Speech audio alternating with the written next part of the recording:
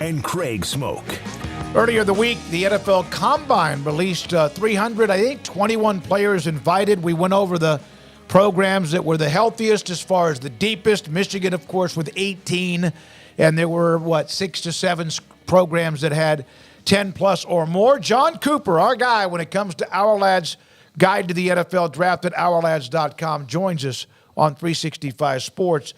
George, if 18 players from Michigan are invited to the Combine, what would be the normal average of how many of those 18 will be drafted? Well, if you have 321 players, there's 255 to 265 drafted, depending upon the number of what do they call them? Picks, compensatory picks. So you figure not all of them are going to get drafted. You go on a percentage basis, and probably about maybe 14 of those guys will get drafted, 14 or 15. It's a good group. I mean, for sure. If you look at Michigan, it's a solid group of players.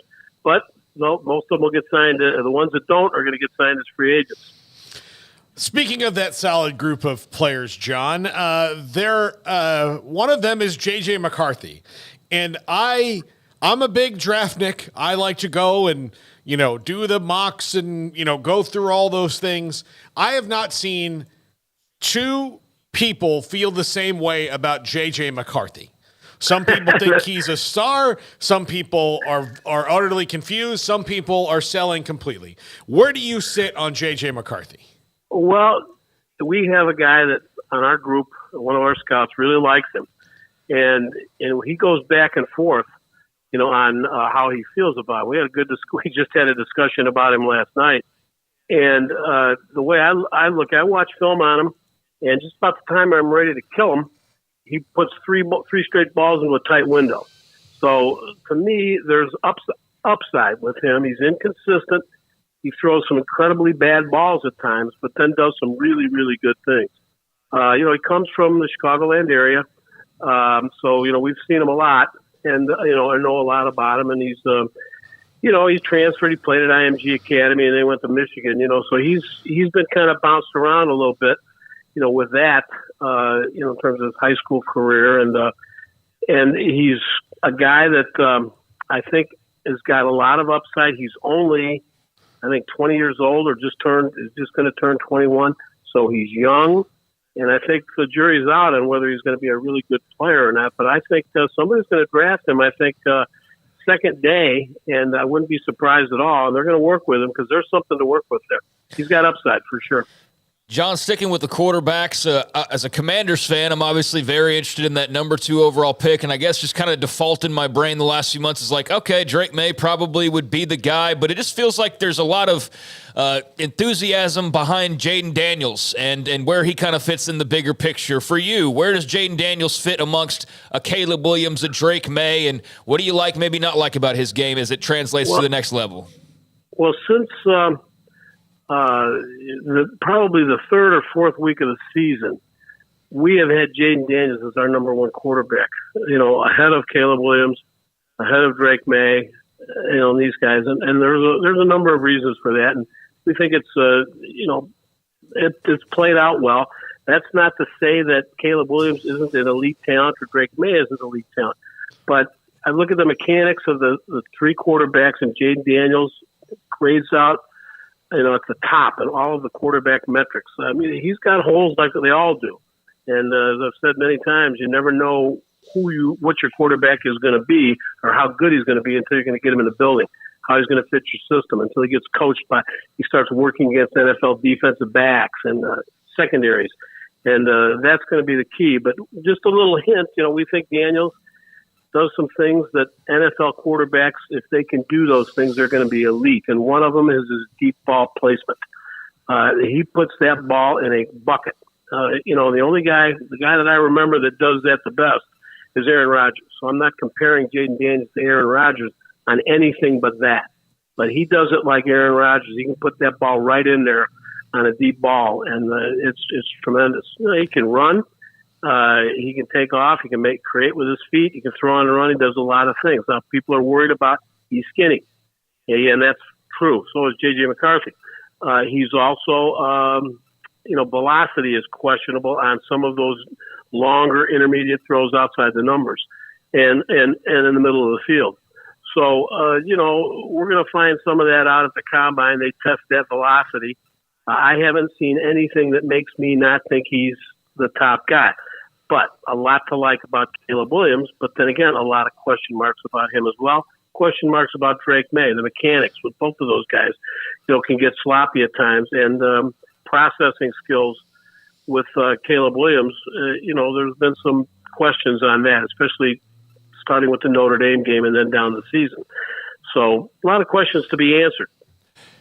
When you look at Chicago with Justin Fields, are any of the names you've mentioned or focused in on Daniels, Williams, and May an upgrade to him? They could be. And that's where the thing with Fields, a lot of these college quarterbacks coming out, and they play in a more of a one-read offense, and it's different. And the Fields has had a couple different offensive coordinators, 2 different head coaches. So I'm not ready to kill him. But yet I understand you've had him for 3 years and you might want to move on. So I think the jury's out on what they're going to do. Wouldn't surprise me if they traded down a spot or two, especially if the Commanders really want the kid from Washington and Caleb Williams. That wouldn't surprise me at all. And then not take a quarterback and maybe draft one later to compete with Fields. Because, they put some things into this guy. And, from my perspective, I'm not sure the wisest thing to do is draft another quarterback, especially when you can trade down and really upgrade your team and build around that guy and maybe even get a great, generational receiver in Marvin Harrison Jr. John, I think, and I know that draft-wise this position has been relegated, but running back, this is a very intriguing running back draft, especially, you got, your 1 to 5 is Corum, Brooks, Benson, Estime, and Bucky Irving, but even after that, there's some really intriguing guys that could, like Braylon Allen, that could really be, tote carriers in the league. How do you feel about where that position slots in this year? Well, I'm not sure there's a first-round pick in this year's draft, at running back. I'm not sure you don't have the guy that,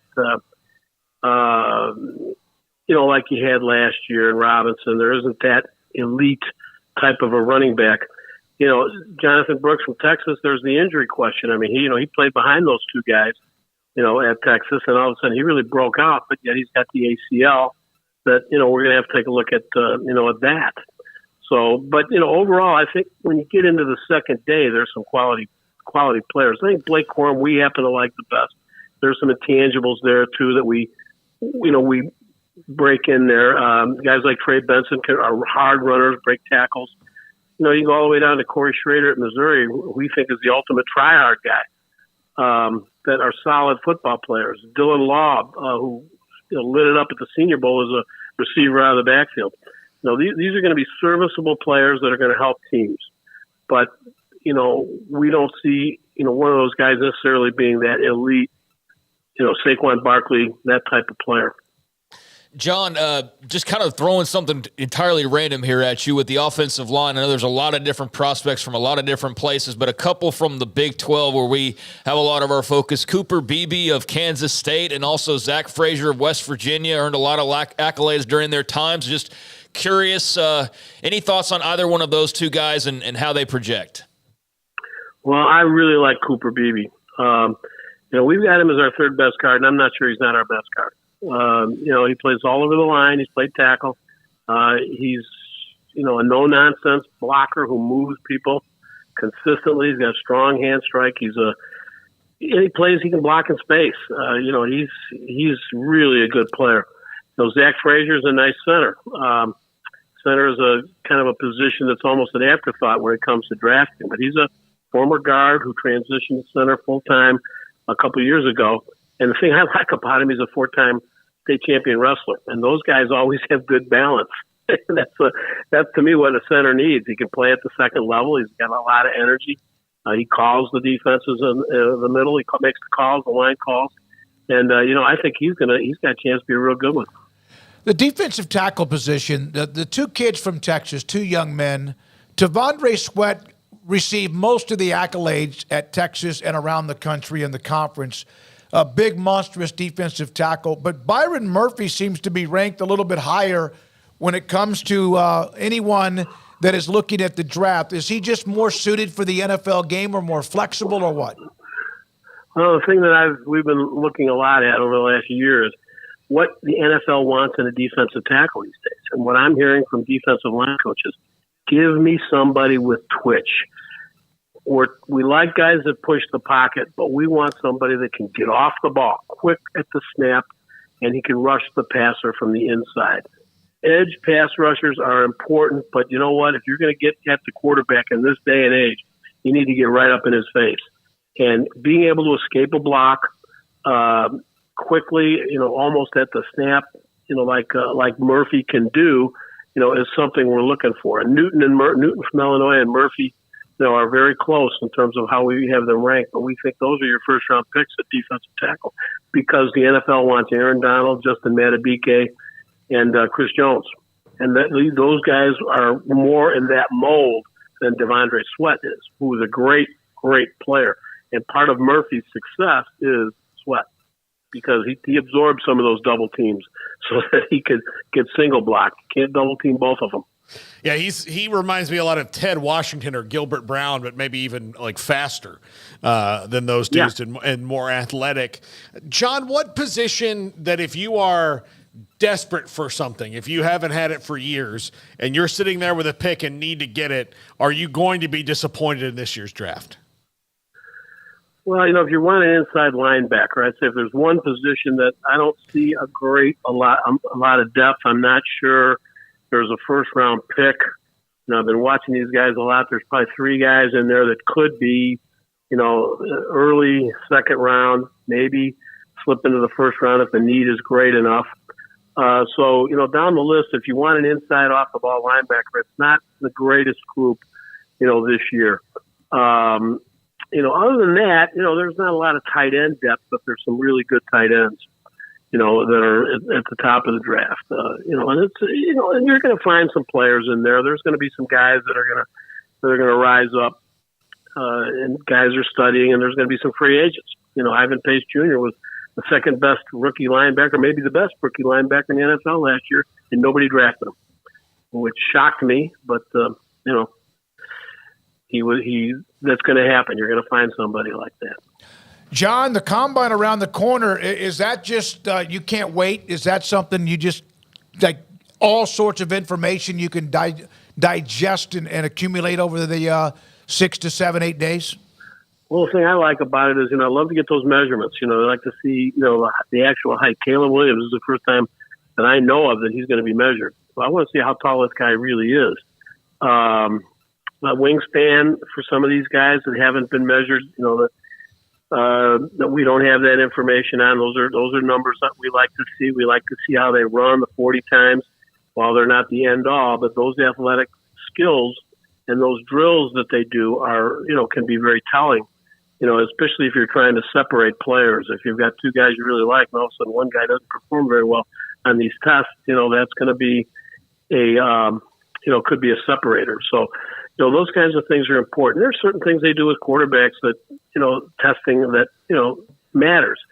So that's the thing that I like about it. The on-field drills and those kinds of things are important. They're fun to watch. But some of the results, how they compare are the things that we look for. Thank you very much, John. I know you're busy. Good luck with it. We'll try to get you, if you don't mind, right after that's over and get some feedback more from you. You do a great job. We appreciate your time. Well, thanks for having me. Jon Cooper, Ourlad's scouting service, Ourlad's guide to the NFL draft.